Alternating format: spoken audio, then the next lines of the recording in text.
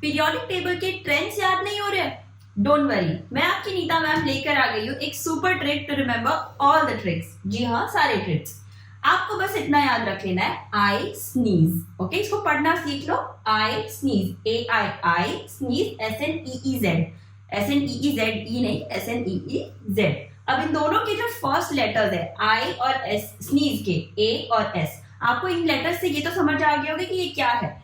A for atomic size, I for ionization energy, S for screening effect, N for non-metallic character, E for electronegativity, E for electron affinity, Z for Z effective. Okay? तो I sneeze याद रखोगे तो आपको सारे terms भी याद हो जाएंगे।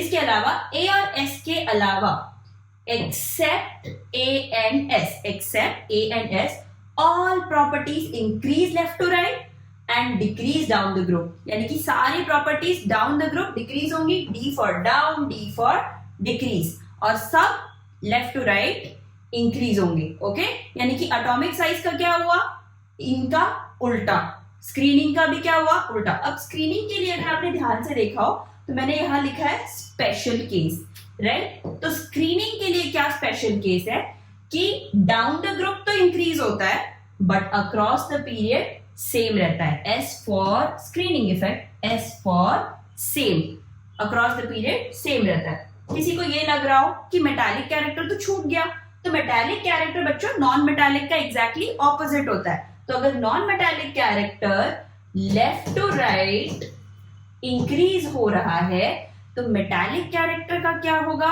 और डाउन द ग्रुप भी क्या होगा, ये आपको बताना है कमेंट्स में।